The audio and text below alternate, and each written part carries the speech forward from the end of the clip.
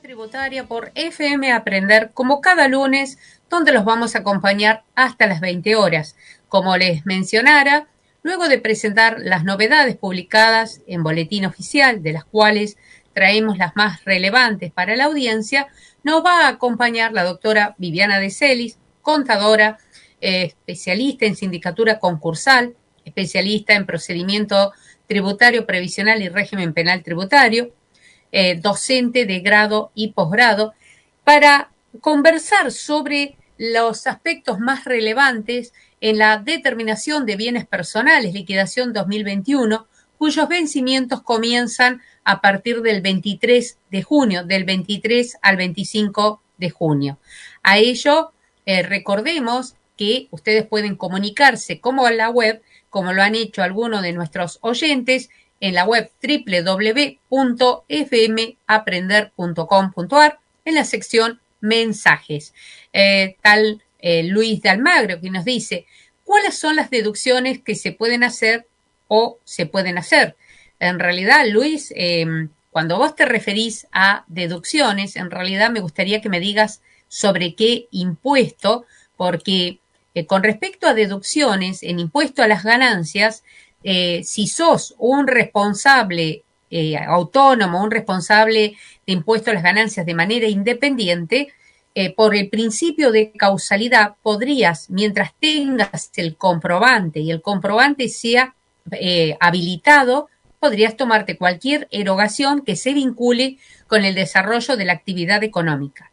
Mientras que si sos empleado en relación de dependencia, jubilado, pensionado, retirado, o sos un funcionario que desempeña funciones en el Poder Ejecutivo Nacional, Provincial, Municipal, Poder Ejecutivo, Legislativo, cuidado, allí tenés limitadas las deducciones a las previstas en la Resolución General 4003-E del 2017, en cuyo caso las deducciones no necesariamente van a estar respetando el principio de causalidad, sino que se interpreta que son todas aquellas deducciones generales cuando vos tenés este tipo de rentas vinculadas al trabajo personal. Por supuesto que si quisieras computarte erogaciones que la Resolución General 4003 al momento de hacer la retención de ganancias no lo habilita, tenés todo tu derecho a inscribirte en el gravamen para computarse esas deducciones, ¿sí? Espero, Luis, haber contestado a tu inquietud. Guido de Palermo nos dice, ¿qué es la resolución 5303? ¿Nos beneficia o nos termina de enterrar? ¿Cuál es el mínimo hoy para ser rico? Es decir, pagar bienes personales. Sé que no es su culpa, pero hay veces que nos da noticias que suben la presión.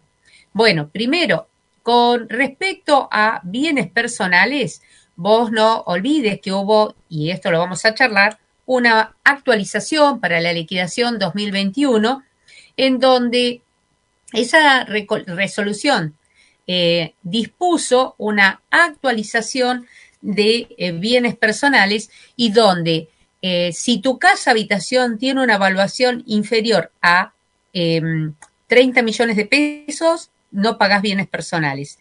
Si tenés un patrimonio, excluido la casa habitación, que en la evaluación no superen los 6 millones de pesos, en ese caso no vas a pagar, ¿sí? Bienes personales. Ahora, puede darse que si trabajas en relación de dependencia, ahí vas a ver que no está limitada la presentación al patrimonio. En realidad, ahí va de la mano con los ingresos, tema que vamos a analizar en unos minutos. Y sobre tu pregunta, la resolución que analicé fue la resolución general 5203, la cual establece, sí, una, digamos, modalidad o una prórroga para presentar impuesto sobre los bienes personales, pero esa presentación se refiere únicamente a sociedades, no personas humanas, y quien lo paga es la sociedad, es decir, que de acuerdo, si vos sos socio o integrás un fideicomiso de construcción, el fiduciario sobre ese patrimonio paga bienes personales a una tasa del 0.50%. Luego, cuando la sociedad distribuye utilidades, te retiene ese importe de bienes personales. Eso sucede para cualquier inversionista que hoy tenga acciones. La única que queda excluida, porque no forma parte de la ley 19.550, son las sociedades por acciones simplificadas, o más conocida como SAS. Por eso, como te decía, Guido, no es que nos beneficie o no, por el contrario, es una, digamos, actualización respecto de los vencimientos para su presentación, porque digamos, pago que hacen las sociedades viene desde la vigencia de la Ley de Bienes Personales en 1991, ¿sí? Por ello, no es novedad, la novedad es la prórroga. Y siguiendo con las novedades, antes de irnos a la pausa, yo les contaba que se publicó la Resolución General 5.204, y esta resolución, que se vincula a impuesto a las ganancias, en realidad lo que hace es actualizar el monto que dispuso la implementación de un régimen especial de, digamos, presentación de impuesto a las ganancias para todas aquellas personas que tengan rentas por el desempeño de cargos públicos o de empleados en relación de dependencia, jubilados, pensionados, retirados o consejeros de cooperativas de trabajo, ¿sí? En cuyo caso, estos sujetos, al igual que los, como dice la Asociación Argentina de Actores, sobre las retribuciones que perciban los actores a través de esta entidad, tienen que presentar declaración jurada informativa de impuesto a las ganancias y o declaración jurada informativa de bienes personales cuando sus ingresos superaban 2,5 millones. Bueno, esta resolución general 5.204 lo que hizo fue ampliar, aumentar, actualizar el importe para las liquidaciones 2021 a 3.700.000. Cuando nos referimos a este importe de ingreso bruto, suma ingresos exentos, ingresos grabados e ingresos no alcanzados. Entonces, suponte que trabajas en relación de dependencia, pero a su vez desarrollás actividad liberal, sos docente o tenés tu estudio o haces otro trabajo y sos monotributista, tendrías que sumar el sueldo más monotributo o la jubilación, pensión más el sueldo más monotributo, porque quizás sos jubilado y tenés bajo monotributo el arrendamiento de un inmueble. En ese caso, el monotributo es una renta no computable que debo sumar para determinar si mis ingresos superan ese importe. Porque algo que ustedes deben recordar, que si yo omito presentar mis declaraciones juradas, tanto en impuesto a las ganancias como en bienes personales, aunque sea a título informativo, ello puede acarrear la aplicación de una multa por omisión a una declaración jurada informativa, que hasta el momento, ¿sí?, es de 5.000 pesos por cada declaración jurada omitida. Y algo que deben recordar, por ejemplo, los profesionales que trabajan en Poder Judicial, recuerden que si tienen ingresos brutos, por más que están liberados de impuesto a las ganancias por la acordada 20 del año 96, la expresión de ingreso bruto, exento, grabado o no alcanzado, los alcanza a ustedes, entonces tendrían que mínimamente presentar, si superan este monto, esas declaraciones juradas informativas. Este es justamente uno de los aspectos más relevantes. Y nos escribió Celeste de Puerto Madero, quien nos dice: una consulta, doctora, la gente que tiene una empresa en el exterior, ¿tiene que pagar ganancias aquí en Argentina? Eso depende. ¿Y de qué depende? Si vos tenés una empresa en el exterior, tenés lo que llamamos establecimiento permanente. Hoy establecimiento no necesariamente indica que vos tengas que ser una sucursal comercial, que tengas una multinacional. Hoy la ley de impuesto a las ganancias, en el artículo 125, así como lo escuchan, el artículo 125 define el concepto de establecimiento permanente, que pertenezca a un residente argentino y hoy ese establecimiento permanente puede ser no solamente una sucursal, una filial, sino también se entiende por establecimiento permanente a toda actividad comercial, industrial, agropecuaria, extractiva, desarrollada por residentes argentinos que obtengan sus utilidades en el exterior, incorporando además a, o sea, esta definición también incluye los loteos con fines de urbanización, la enajenación, o sea, la edificación y enajenación de inmuebles bajo el régimen de propiedad horizontal, que también va a entender que es un establecimiento permanente cuando se realicen obras de construcción, ¿sí? En cuyo caso también se los califica como establecimientos permanentes. O sea que cualquier actividad comercial, industrial, agropecuaria que genere utilidades conforme la definición, puede ser un taller, puede ser una sucursal, puedo tener un campo en el exterior y tengo hacienda, eso es un establecimiento permanente. Si el titular es residente, a los efectos fiscales, residente argentino, es una renta de fuente extranjera y por el criterio de renta mundial, esa persona tendrá que presentar declaración jurada de ganancias, ¿sí? Declarando la renta de fuente argentina más extranjera, ¿ok?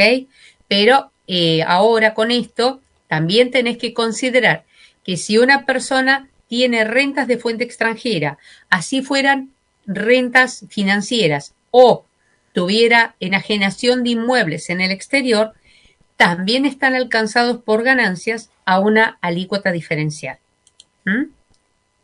Les recuerdo que el programa que están escuchando, aquellos que no han podido llegar hoy a horario al programa, pueden volverlo a escuchar en nuestro canal YouTube de Actualidad Tributaria, donde se están levantando los programas en podcast, con lo cual van a ver la imagen de quien les habla, Cristina Mancilla, y de nuestra invitada, que en unos minutos más llegará al programa, la doctora Viviana de Celis, con quien vamos a conversar sobre el alcance de, digamos, hoy, los aspectos más relevantes de bienes personales. Y porque bienes personales, les cuento, bienes personales es un impuesto patrimonial que nació como un impuesto de emergencia bajo la ley 23.966. Este impuesto nació el 31 de diciembre de 1991, a quien alcanza a toda persona humana y sucesión indivisa por los bienes que se encuentren, y como dice expresamente la ley, bienes situados en el país y en el exterior. También alcanza a un residente extranjero por los bienes situados en el país. Por lo tanto, cuando uno habla de bienes personales, los docentes decimos muchas veces que para determinar cuáles son los bienes que integran el patrimonio, al 31 de diciembre sacamos una fotografía, pero que no es una fotografía destinada a estar en el portarretratos del living o ser fondo de pantalla de la computadora, sino que es el estado en que se encuentra el patrimonio al 31 de diciembre. Ese dato cuenta para determinar si corresponde o no pagar bienes personales. Recordemos que bienes personales ha tenido una actualización muy importante durante el periodo 2021 que nos permite hoy tener que analizar este tema porque han cambiado algunos criterios y recordemos que esto también va de la mano con el incremento del mínimo no imponible. Cuando uno dice mínimo no imponible, se refiere a un monto fijo sobre el cual el contribuyente, la evaluación que exceda ese mínimo no imponible, establecerá si debe pagar o no bienes personales. Supongamos que la evaluación de sus bienes personales es de 10 millones de pesos. El mínimo no imponible hoy es de 6 millones de pesos. Entonces, lo que se va a hacer es 10 millones menos 6 millones, usted va a pagar una tasa, digamos, por la tabla que establece la ley de bienes personales, de acuerdo a esa tabla, va a pagar el impuesto determinado de bienes personales, a lo cual le restará los anticipos, si es que tuvo que pagar, menos las percepciones. Por ejemplo, si usted tuvo percepciones por compra de divisas a través de la enajenación de pasajes, compró pasajes o compró algún tipo de insumo en el exterior. Hoy lo más usual es que usted esté pagando capaz Netflix o LinkedIn, que se debe pagar en dólares, y en la conversión la tarjeta de crédito le cobrará impuesto país. Si ese impuesto país más la percepción de la resolución general 4815, usted, el impuesto país no es deducible, pero sí la percepción del 35% de la resolución 4815. Si usted no lo puede computar contra el impuesto a la renta, podrá computarlo contra bienes personales. Dicho esto, hay como 10 aspectos hoy relevantes para considerar, porque recordemos que el cambio en la tabla de alícuotas, de pasar a tener una alícuota fija a tener alícuotas proporcionales, donde hoy el artículo 25 parte de que yo hasta 3 millones de pesos, mi alícuota es del 0.50%. Si mi patrimonio excede de 3 millones a 6 millones, la alícuota sube al 15%, al 0.75, ¿sí? Sobre el excedente de 3 millones. Así, yo parto de una alícuota del 0,50 y cuanto más crece mi patrimonio, mi evaluación, aumenta la alícuota. Sumado a que, si tengo bienes en el exterior, tendré alícuotas incrementadas. Por ello, este concepto que hemos estado analizando ha generado algunas controversias entre lo que era oportunamente la tabla y lo que es actualmente. Por ejemplo, en lo que se refiere a la evaluación de inmuebles. Recuerden que los inmuebles destinados a casa habitación, el legislador trató de proteger al contribuyente y le dio un mínimo no imponible propio de inmuebles con destino casa habitación. La evaluación de inmuebles con destino casa habitación tiene un beneficio adicional y donde el mínimo no imponible es de 30 millones de pesos. Es decir, si la evaluación fiscal, para lo cual, cuando hablamos de evaluación fiscal, no es que solamente tomo la evaluación para tasas provinciales, sino que voy a tener que tomar la evaluación de un periodo de ingreso a mi patrimonio y actualizarla. Luego, esa actualización menos las amortizaciones, y acá recuerden que en bienes personales habilita descontar la amortización equivalente al 2% del ingreso al patrimonio, lo cual sabemos que en impuesto a las ganancias solamente es computable como deducción cuando el inmueble está afectado a actividad económica. Acá no.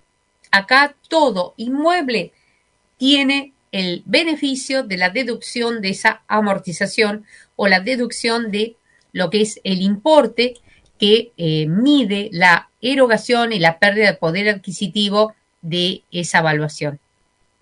Por otra parte, hoy en materia de inmuebles, los propietarios que consignen, que detallen en la declaración un costo de adquisición menos la amortización del 2% anual, a ese valor fiscal que será actualizado por el índice publicado IPC, será el que fije, comparado con el valor de la jurisdicción para tributos locales, ¿sí?, cuál es el importe a pagar. Veremos que esto ha generado alguna controversia porque la Ciudad Autónoma de Buenos Aires, que tiene un sistema, así como otras provincias, de evaluación particulares, ha previsto para los inmuebles la evaluación fiscal homogénea, la cual, si el inmueble ingresó antes del 2017, se debe esa evaluación fiscal homogénea multiplicar por la unidad de sustentabilidad contributiva, por el USC, lo cual me va a dar el valor patrimonial a esa evaluación la tengo que actualizar por el IPC y comparo con el último valor que se ha publicado. Estas modificaciones vienen de la mano de las modificaciones de los códigos fiscales de la provincia, pero no es el único caso donde tiene un indicador. Hay otras provincias como Córdoba y Catamarca que ya los utilizan, porque recordemos que años atrás, para evitar distorsiones en bienes personales originados en diferentes revalúos en el país, se habría dispuesto la creación de un organismo federal que determinaría una metodología unificada de evaluaciones para todos los inmuebles. La propuesta era homogeneizar los criterios, pero hasta ahora todavía estamos esperando esas tablas, y esto llevó a que, si ustedes van a la ley de bienes personales, se hubiera limitado al 31 de diciembre de 2017 y prevé que la evaluación fiscal al 31 de diciembre de 2017 se debería actualizar por IPC. Esa actualización se compara con justamente los valores inmobiliarios de ambos, se toma el mayor. Igualmente, este valor fiscal sería el valor residual por el cual ingresó al patrimonio, aunque hubiera ingresado antes, queda a ese valor. Les cuento que en el sistema de liquidación, ustedes a este valor fiscal lo tienen ya exteriorizado, pueden tomar el valor de la declaración jurada, si no pueden buscar el valor fiscal, aparece como un nexo teniendo el número de partida y el número del dígito verificador, les trae el sistema la última evaluación. ¿Qué es lo que yo recomiendo? Cuando tienen la evaluación, hagan aunque sea una impresión de pantalla, consérvelo como papel de trabajo y así les va a quedar un elemento de referencia de dónde surge ese valor fiscal. Porque para las viviendas casa habitación, ¿sí? Recuerden que para la liquidación 2021 se incrementó el valor del mínimo no imponible a 30 millones, mientras que los 6 millones se separan, ¿sí?, de lo que es el inmueble. Es decir, yo puedo tener un inmueble casa habitación y una casa de recreo en la costa. Esa casa de recreo que tengo en la costa está separada de ese mínimo no imponible. Es una forma de contribuir con el contribuyente. Y si se tiene una obra en construcción, se tendrá en cuenta el valor del terreno más los montos invertidos. A lo que esto me hace recordar que tenemos algunos mensajes de la audiencia que gentilmente nos dejan en la página web, y tenemos a Pablo de Congreso, quien se comunica y nos dice: yo no llego ni loco a esa cifra, pero igual no entiendo por qué hay que pagar impuesto por lo que tienes si vives pagando impuesto a las ganancias, y con lo que te queda, si ahorrás y podés comprarte algo y te va más o menos bien, también tenés que pagar bienes personales. La verdad es que no entiendo el por qué. Bueno, Pablo, en realidad, bienes personales como impuesto a las ganancias son dos impuestos de emergencia, son dos gravámenes que nacieron frente a emergencias económicas, sanitarias, cambiarias, financieras, que lamentablemente en nuestro presupuesto cada año, cuando se evalúa cuánto necesito para solventar las necesidades de la ciudadanía en educación, vivienda, transporte, salud. Dentro de salud tenemos los hospitales, en educación tenés las escuelas, las universidades, en seguridad tenés la policía, tenés el ejército, defensa interior, exterior, etcétera. Comunicaciones. Para todo ello yo necesito tener ingresos públicos. Esos ingresos públicos, el ingreso genuino por excelencia, sería el impuesto. Tenés otros. Tenés, por ejemplo, el préstamo, que es a lo cual se trata de no acudir, emisión de moneda. Tenés otros ingresos como las herencias vacantes o las importaciones abandonadas, que luego se entran a remate y se venden al mejor postor, o podés tener la venta de bienes del Estado, etcétera. Cesiones de crédito, como ocurre la opción hoy en lo que se refiere a, como les decía, ejecuciones fiscales. Pero esto lo charlamos en unos minutos luego de la tanda comercial. Cuando el señor operador disponga, seguimos.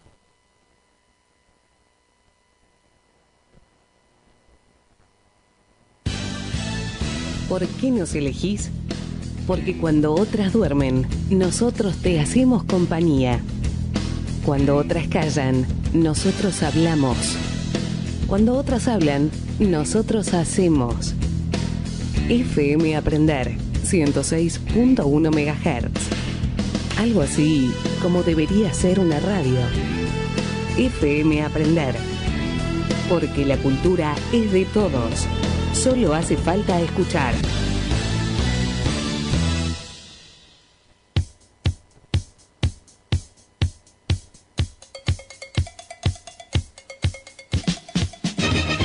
Transmite FM Aprender en su frecuencia de 106.1 MHz desde la Ciudad Autónoma de Buenos Aires, República Argentina. Porque la cultura es de todos. Solo hace falta escuchar.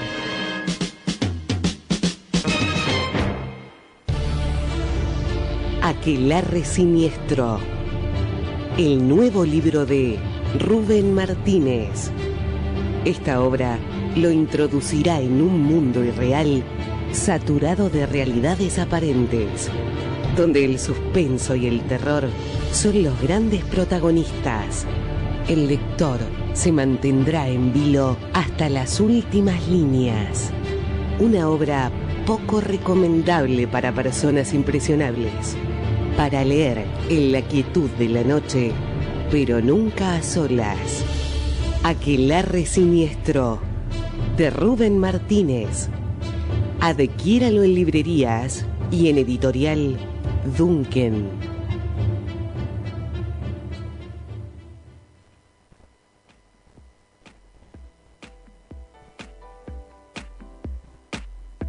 Si buscas zapatos podés ir a cualquier lado, pero si buscas tu calzado, te esperamos en Vía Tópola, Avenida Pueyrredón 105.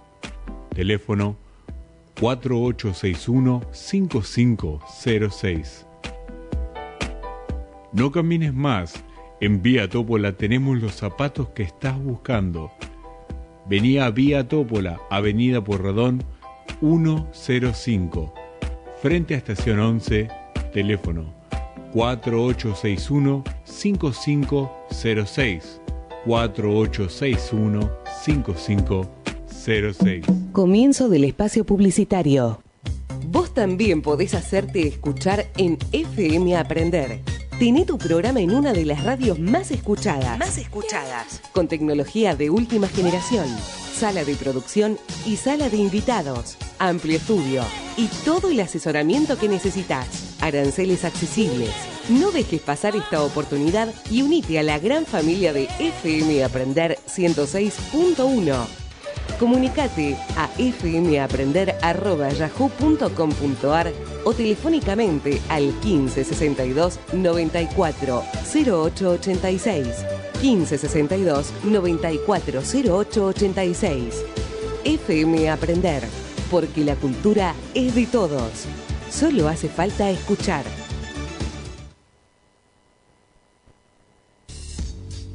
La Escuela de Negocios de la Universidad de Belgrano invita a sus exalumnos, contadores y abogados en general a participar de la especialización en impuestos. Un posgrado necesario para ambas profesiones. Informes e inscripción. Zavala 1837, Ciudad Autónoma de Buenos Aires. Teléfono 4788-5400. Interno 3501-3502. Mail info.posgrados@v.edu.ar www.v.edu.ar. Fin del espacio publicitario.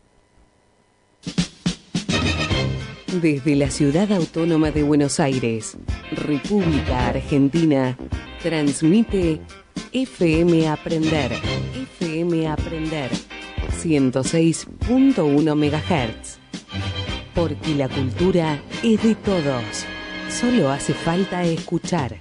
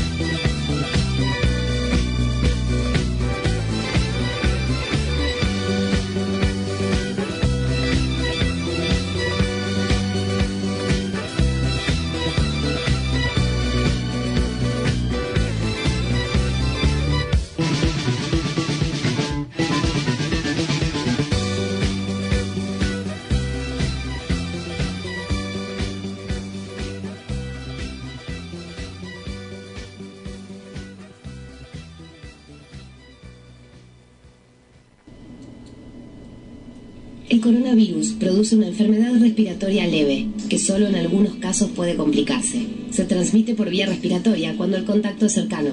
Para evitar el contagio hay que cubrirse la boca con el pliegue del codo al toser o estornudar, lavarse las manos, usar alcohol en gel y mantener ventilados todos los ambientes. Ante cualquier duda, es importante no automedicarse y consultar al centro de salud. Para más información, entra en www.argentina.gov.ar o llama al 0800-222-1002. Ministerio de Salud, Argentina Presidencia.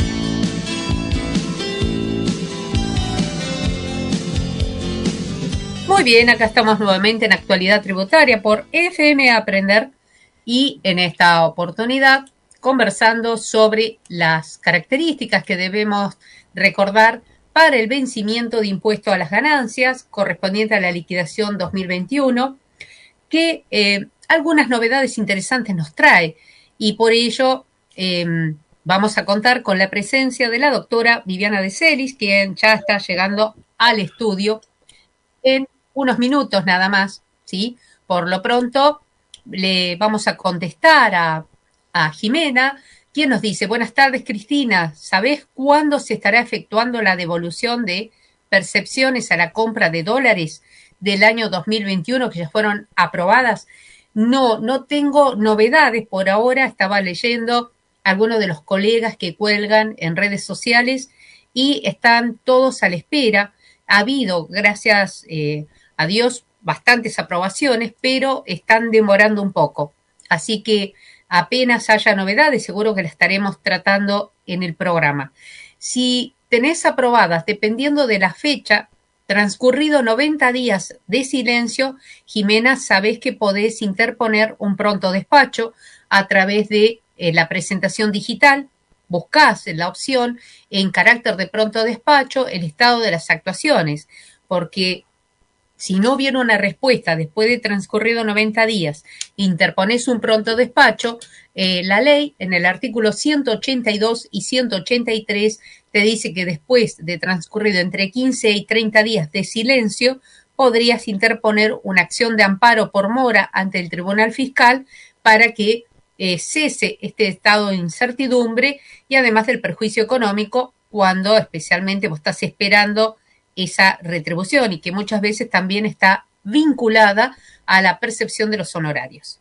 Sí está ya publicándose el reintegro, recuerden, para los responsables del régimen simplificado o monotributo, que conforme el artículo 43, inciso G del decreto 1 del 2010 y la resolución general 4309, habilita que el monotributista que hubiere abonado las cuotas en término a través de débito automático en cuenta bancaria o tarjeta de crédito tiene el reintegro del componente impositivo, ¿sí? Lo cual es una forma también de retribuir al pequeño contribuyente, al contribuyente cumplidor que, cumple en tiempo y forma.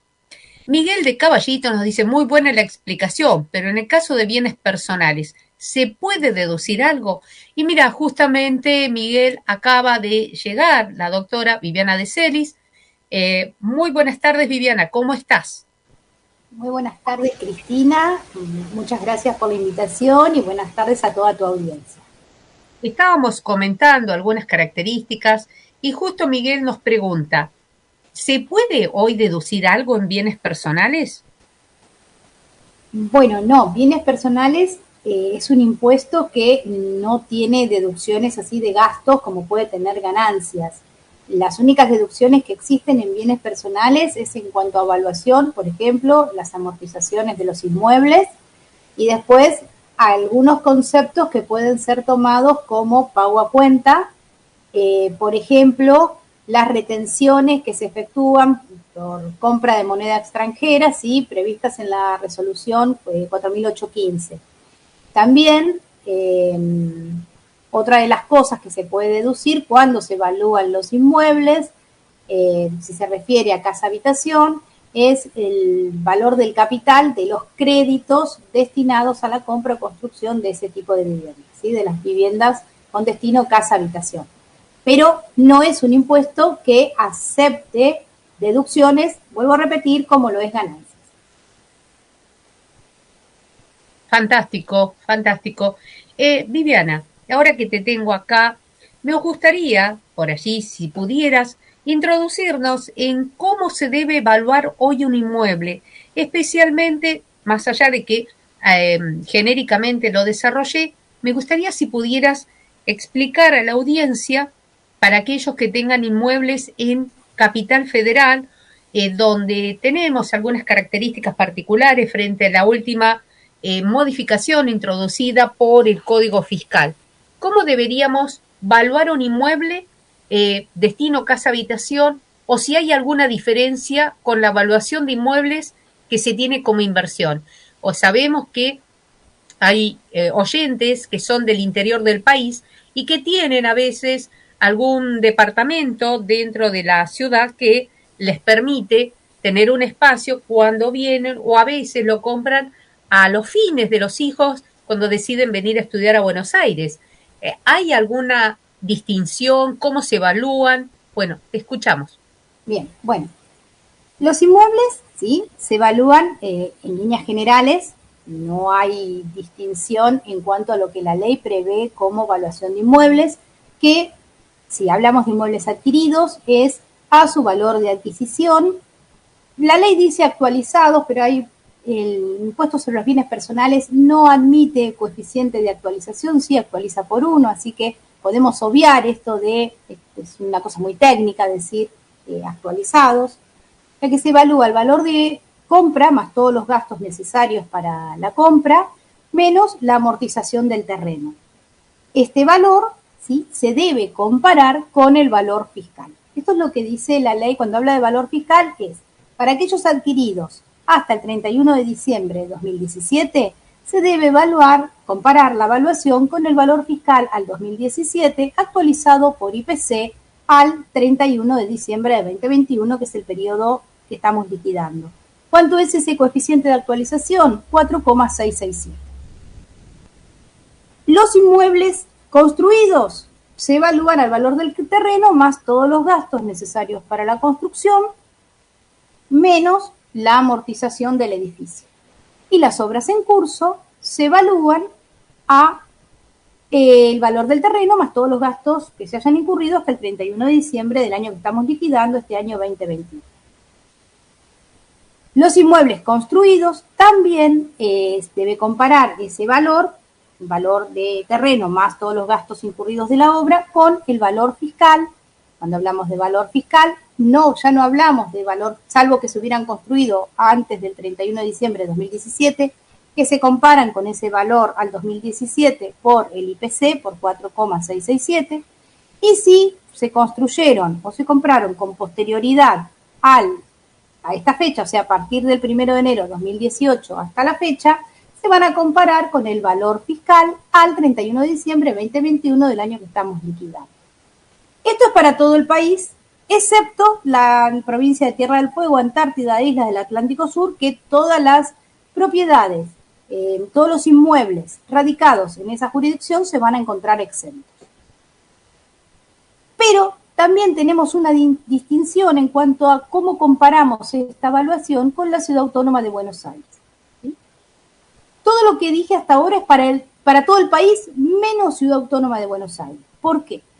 Porque para la Ciudad Autónoma de Buenos Aires, para los inmuebles situados en la Ciudad Autónoma de Buenos Aires, el fisco, ¿sí?, la Administración Federal de Ingresos Públicos, expresó su opinión en cuanto a este valor de comparación mediante el dictamen 1 de 2022 de la Dirección de Asesoría Legal Impositiva y de Recursos de la Seguridad Social. ¿Qué nos dice este dictamen?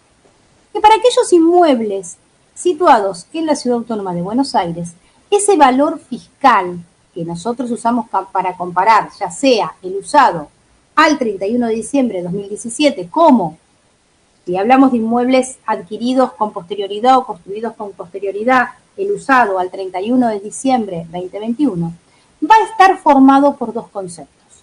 Por la evaluación fiscal homogénea del bien, multiplicada esta por la unidad de sustentabilidad contributiva. En la Ciudad Autónoma de Buenos Aires esa unidad en casi todos los barrios es 4. Entonces, vamos a tener el valor fiscal del 2017, va a estar conformado por su evaluación fiscal homogénea, por 4, que es esta unidad de sustentabilidad contributiva, por 4,667, que es el coeficiente de actualización entre el 31 de diciembre de 2017 y el 31 de diciembre 2021.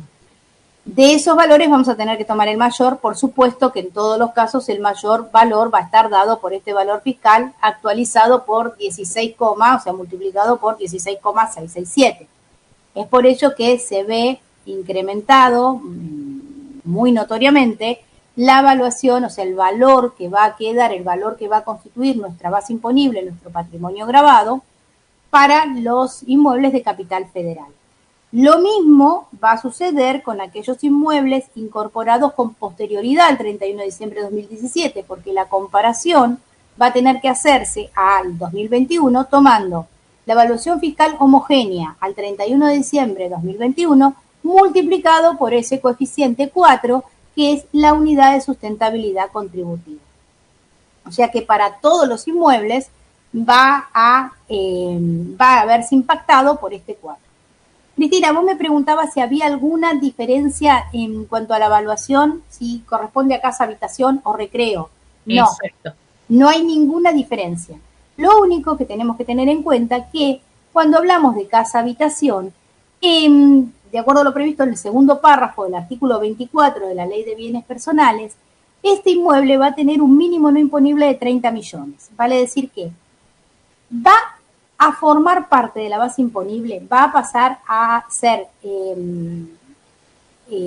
monto gravado si este valor de la casa habitación supera esos 30 millones. ¿Y cuánto va a considerarse gravado? Únicamente lo que exceda esos 30 millones. Ejemplo, si utilizando todos estos mecanismos de evaluación o comparación, a mí mi casa habitación me queda evaluada en 35 millones, lo que va a formar parte de mi base imponible son esos 5 millones que exceden los 30 millones.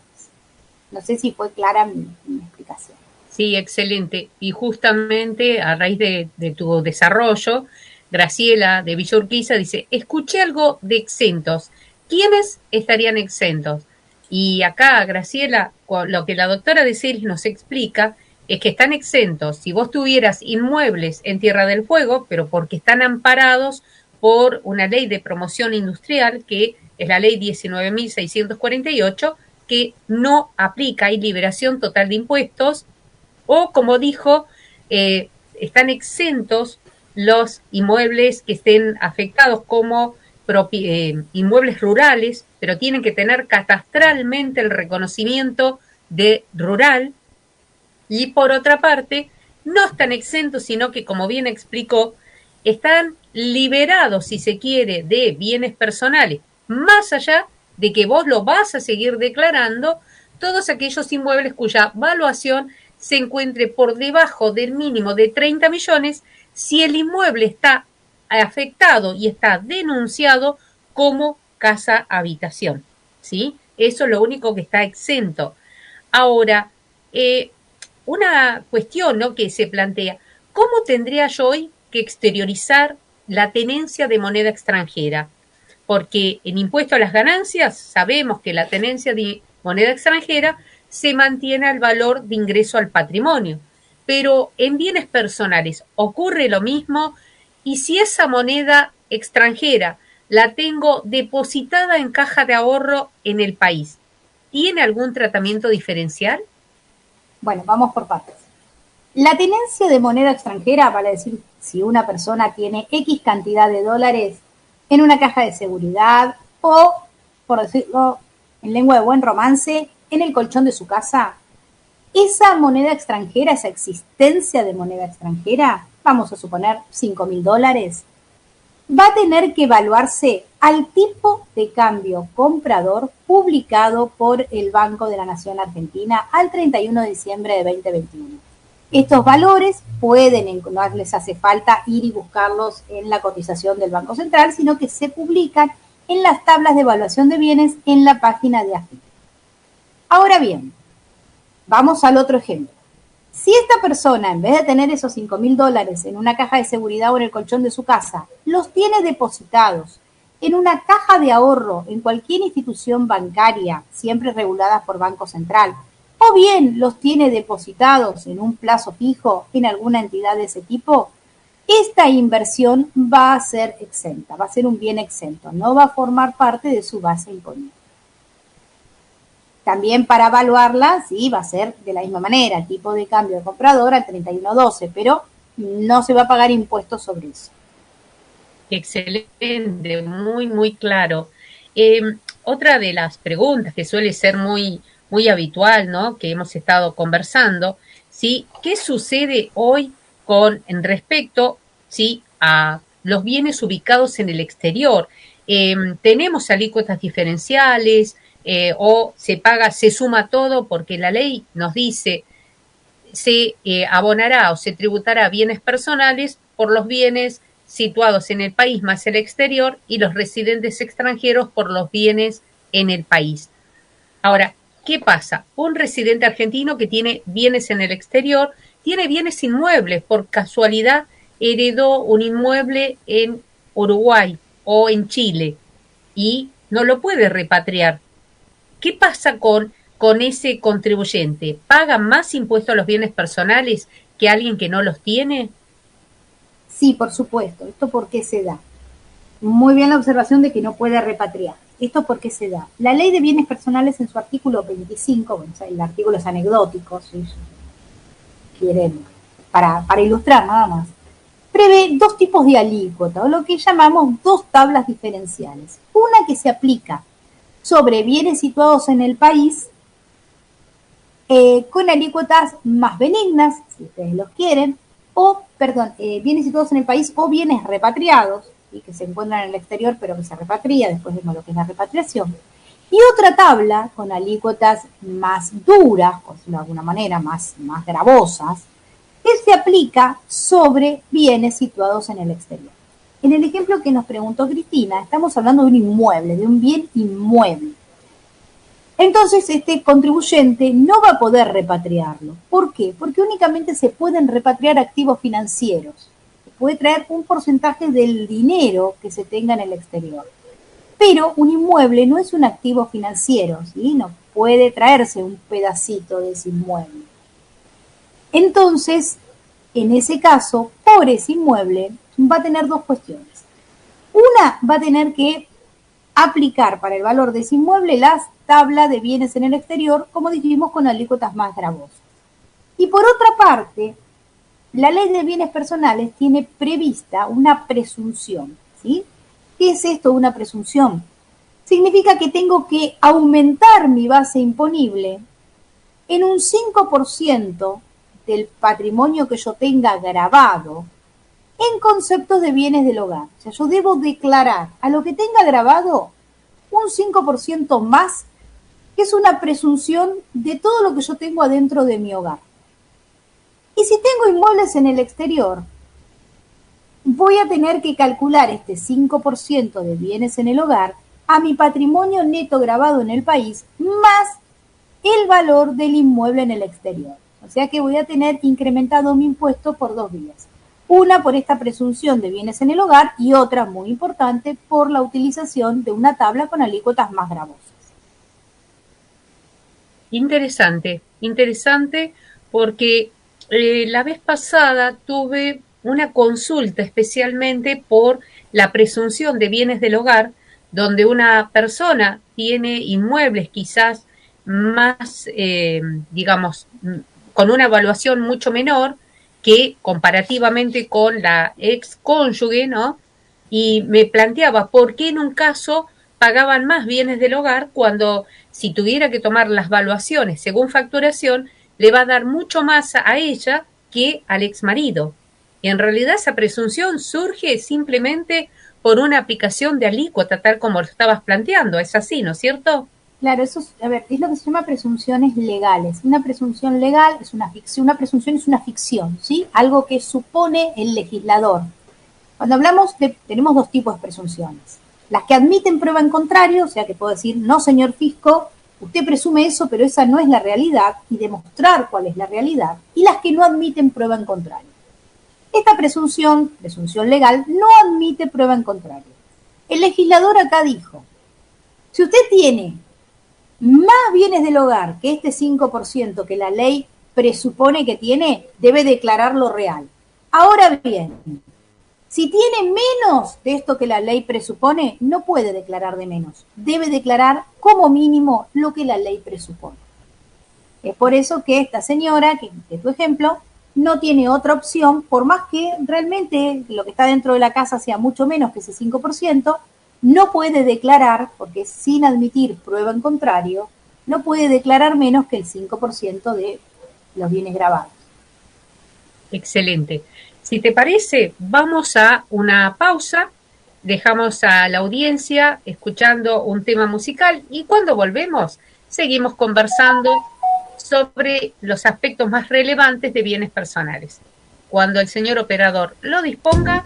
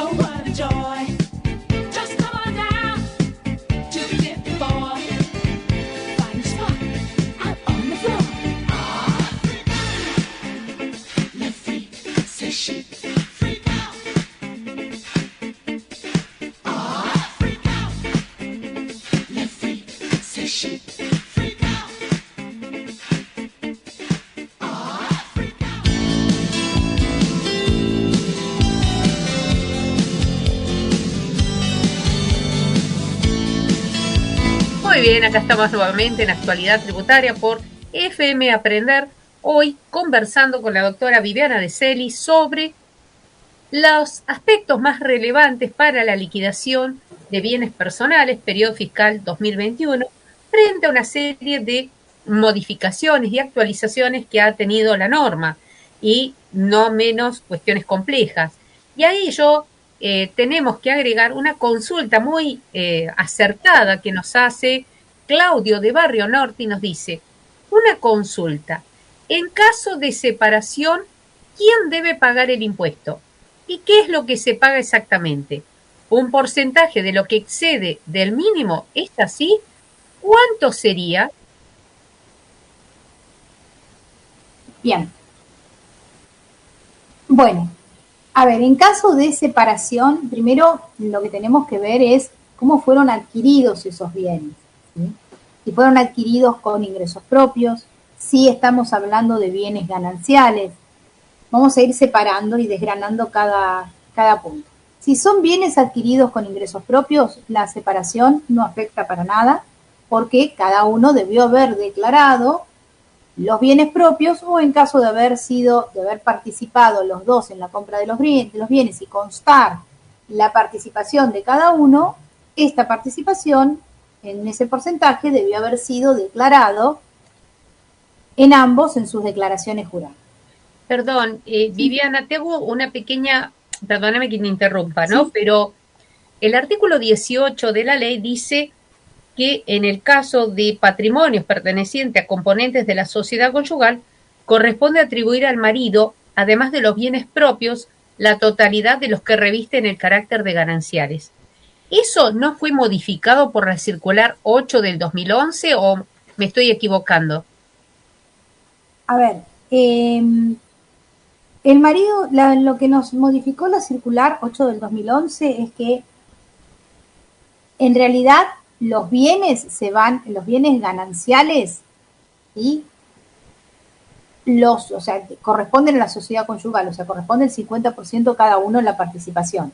Salvo que, como venía diciendo, por bienes propios, porque consta que los han adquirido con fondos propios, por ejemplo, uno tenga el 40 y otro tenga el 60. Eso sí consta en la escritura, por más que el bien se haya comprado dentro del matrimonio, uno va a declarar el 40 y otro el 60. Ahora bien, si hay separación, no hay divorcio, o sea, tiene que haber ruptura civil de ese contrato matrimonial. Entonces, si hay divorcio, se siguen las mismas condiciones, el 50% cada uno. Y si hay ruptura de ese vínculo matrimonial, si hay ruptura del contrato, bueno, una vez que se haga la división de bienes, declarará cada uno los bienes que se le asignan. Lo que también puede suceder es que existan contratos prematrimoniales, ya sea porque son matrimonios que se han casado con posterioridad a la reforma del Código Civil, posterior al 2015, o bien porque sean matrimonios que se casaron antes, pero que hagan esa división de bienes y inscriban en el registro civil esa división de bienes. Entonces ahí se declarará en bienes personales de acuerdo a lo que se estipule en ese convenio de división de bienes. Pero no hay nada que, no sé, como dijo el oyente, de pagar un porcentaje sobre el mínimo, pagar el mínimo, porque bienes personales no tiene un pago mínimo. Excelente. O sea que cada integrante tendría que declarar. Ahora, viste que impuesto a las ganancias, el legislador hizo una aclaración, dijo en impuesto a las ganancias cada uno deberá denunciar o declarar en el formulario si no tiene forma de acreditar su participación, 50% cada uno. Ahora, muchas veces las separaciones no son divorcios, son meros acuerdos de parte, o hay separaciones a partir de un acuerdo realizado ante escribano público. ¿Ello habilita a dividir ese patrimonio a partir de este acuerdo o habría que hacer algún tipo de inscripción, no sé si en AFIP, en el registro público, donde? Me gustaría escuchar tu opinión. Si hacen alguna división o hacen algún contrato, como decimos, algún acuerdo de división de bienes, tiene que estar inscrito en el registro civil. Más allá que se haga por escribano, tiene que estar inscrito en el registro civil.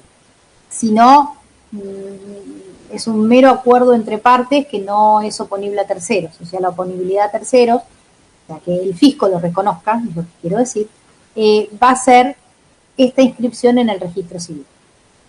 Perfecto. Salvo, recordemos a la audiencia, que hoy hubiera constituido el matrimonio después del 2015, donde... Claro, ya lo dije, sí, claro. Claro, el código habilite. Pero hoy por hoy muchas veces se observa, ¿sí? También concubinatos, ¿sí? Que no llegan a ser un matrimonio, pero que han sido denunciados, y la vez pasada comentábamos en impuesto a las ganancias que se puede deducir al concubino.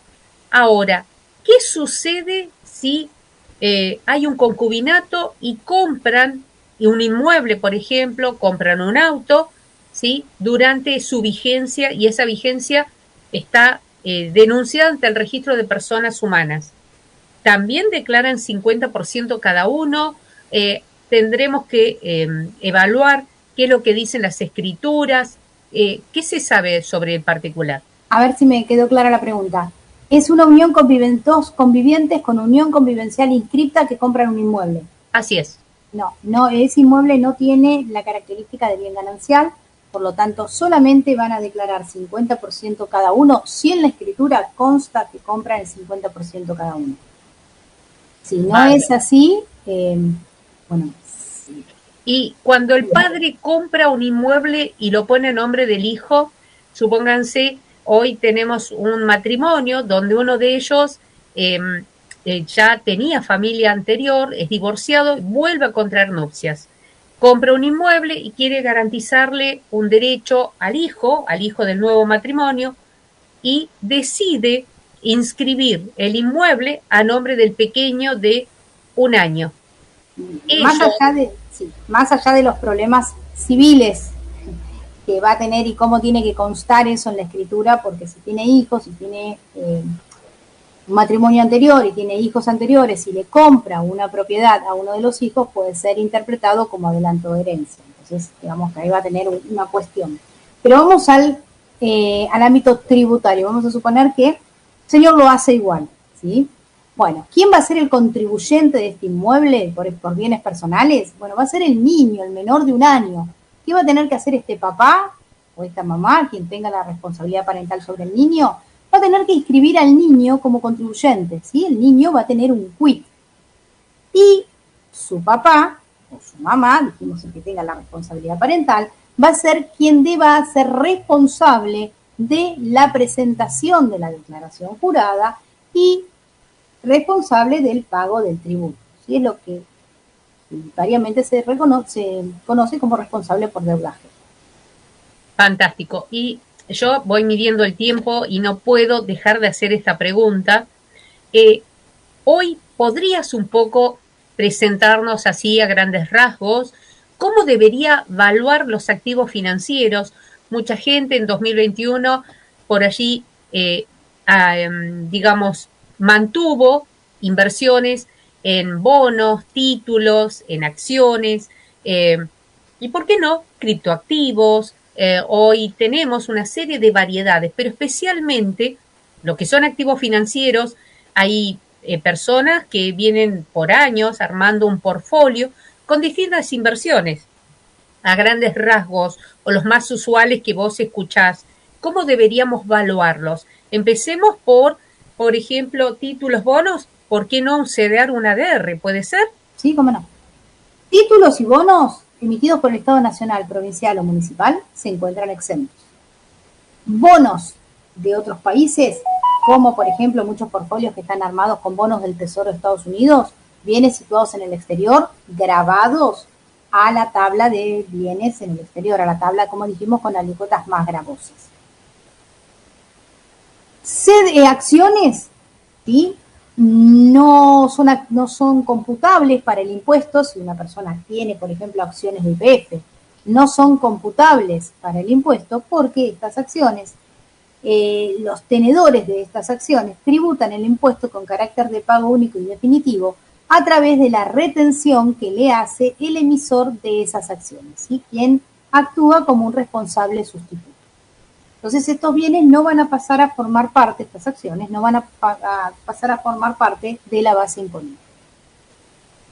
Los fondos comunes de inversión van a evaluarse que también yo voy diciendo por el orden de probabilidad que alguien tenga este tipo de inversiones. Fondos comunes de inversión se van a evaluar a la cotización que tenga la cuota parte al 31 de diciembre del año que estamos liquidando, de 2021. Fideicomisos financieros, de la misma manera, a la cotización que tengan. Si no llegan a tener cotización, al valor de adquisición al valor al 31.12 por BPP, más las utilidades no distribuidas que existen. Si hablamos de obligaciones negociables, esto es una exención que salió para las obligaciones negociables adquiridas a partir de este periodo fiscal, ¿sí? Para 2021. ¿Qué requiere esta exención para que estas obligaciones negociables se encuentren exentas? Que coticen en bolsa, que estén emitidas en pesos y que se destinen con fines productivos. Si se dan esas 3 características, las acciones negociables estarán exentas. Si no, estarán gravadas. El tema de los CDR y los ADR.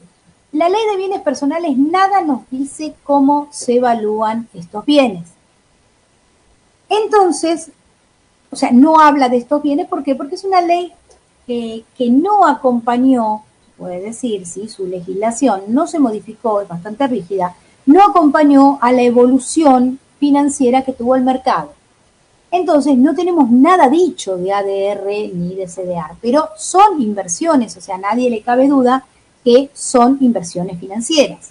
¿Qué es un CDR? CDR es un certificado emitido por un banco del país, donde el activo subyacente, ¿sí?, lo constituyen acciones de empresas extranjeras que cotizan en bolsas extranjeras. Pero el CDR es un título emitido en el país. Entonces, este se evaluará. A ver, no hay nada, como dije, nada dicho en bienes personales, ¿sí? Tenemos corrientes doctrinarias. Este se va a evaluar al valor de cotización que tenga, su cotización en bolsa, que tenga ese CDR al 31 de diciembre de 2021. Hay dos corrientes doctrinarias. Una que dice que es un bien del país porque quien emite el CDR es un banco del país. Y hay otra corriente doctrinaria que dice que es un bien del exterior, porque como nada dice la ley de bienes personales, y la ley de bienes personales dice que cuando hay un blanco en esta ley debo acudir a ganancias, y ganancias dice que la erradicación de el bien va a estar dado por el activo subyacente, la otra parte de la corriente doctrinaria dice que serán bienes del exterior. Lo mismo sucede con los ADR, porque son su mellizo, pero del exterior. ¿Qué es un ADR? Es un título emitido por un banco de Estados Unidos, donde el activo subyacente, ¿sí?, las inversiones que conforman ese título, ese ADR, son acciones de empresas no americanas, ¿sí?, de empresas de cualquier parte del mundo. Pero el ADR cotiza en la bolsa de Estados Unidos, cualquier bolsa de Estados Unidos, ¿sí? Bueno, lo mismo pasa que lo que dijimos con los CDR. Como es un título no emitido en el país, se evaluaría su cotización al 31 de diciembre de 2021 y se le aplicaría la tabla con esas alícuotas más gravosas porque sería un bien emitido por una entidad del exterior. Los criptoactivos.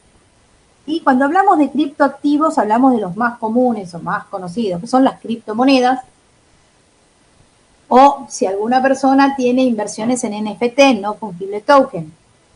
Esto es más difícil porque por ahí son más nuevos. Bueno, aquí la ley tampoco tiene nada dicho. Incluso hasta este periodo fiscal podríamos estar discutiendo si eran bienes grabados o no lo eran, porque parte de la doctrina decía que eran intangibles, por lo tanto no van a ser bienes grabados, y parte de la doctrina decía no son bienes intangibles porque aumentan el patrimonio. No, la ley de bienes personales exime a los intangibles, pero enumera a modo de ejemplo algunos, como marcas, patentes, llaves. Y estos no constituirían esa especie de intangibles, de bienes inmateriales lo llama la ley de bienes personales. Entonces, estos conforman el patrimonio del contribuyente, entonces no habría razón por la cual no estuvieran grabados. Esta discusión que se daba en el periodo 2020 fue zanjada en el periodo 2021. ¿Por qué? Porque en el aplicativo, en otros bienes, ya aparecen para elegirlos, sobre todo las criptomonedas, como activos grabados, como bienes grabados. La gran polémica en criptomoneda, en criptoactivo, va a estar dado cómo se evalúan. Bueno, si tienen mercado transparente, va a ser la evaluación al 31/12. Si no, será su valor de adquisición. Pero el gran problema con estos criptoactivos es, ¿se consideran bienes del país o del exterior? ¿Qué vamos a tomar para considerarlos del país o del exterior? ¿Quién lo emite? No sabemos dónde se encuentra situado quién lo emite.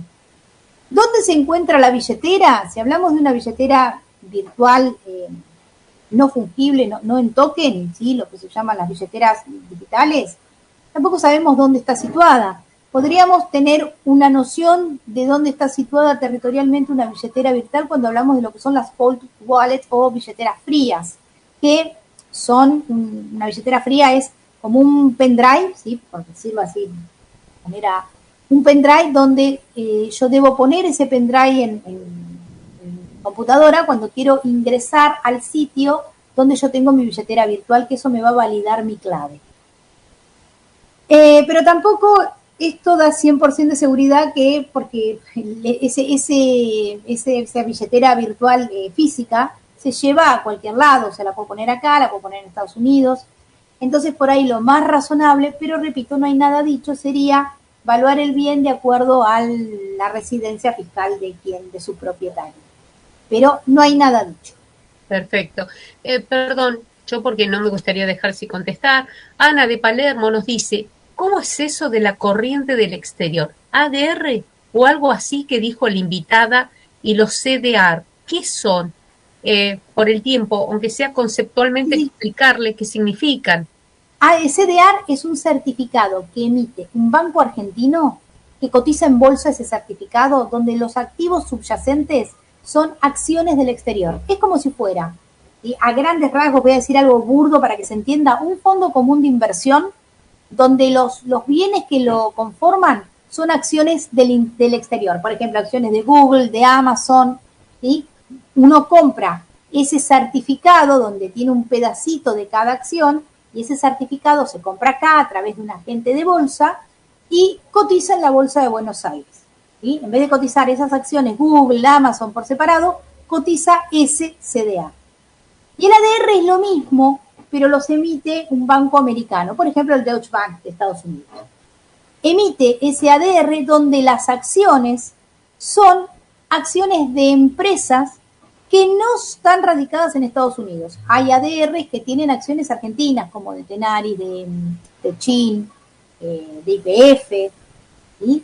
Eso es un ADR, esos son los CDR y los ADR. No sé si respondí a los oyente. Bien, no, excelente, me parece que quedó muy claro, sí, y bueno, llegamos al final del programa, como siempre digo, el tiempo es tirano y pasa más rápido de lo que uno a veces pretende.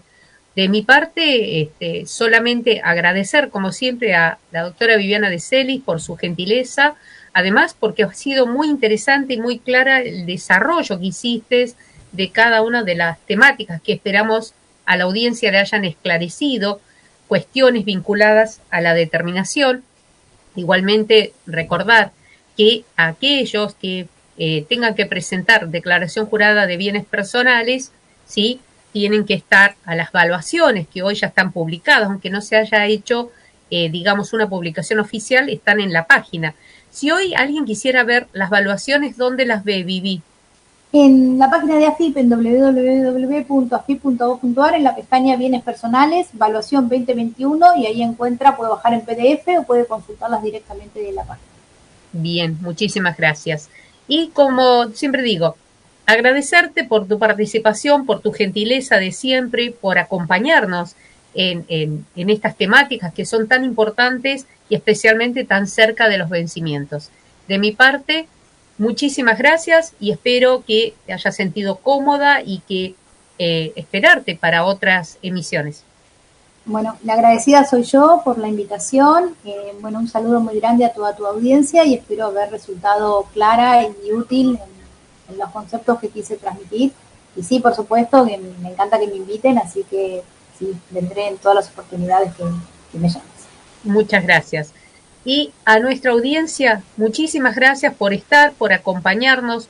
Muchas gracias por sus mensajes y esperamos que todo esto haya sido de utilidad y nos volveremos a reencontrar próximo lunes con más actualidad tributaria, con nuevos temas, nuevos invitados, siempre tratando de traer temas que consideramos de interés para la audiencia y que nutren justamente el conocimiento de lo que significa hoy nuestro sistema tributario, tanto en el ámbito impositivo como previsional. Así que de mi parte, muchísimas gracias.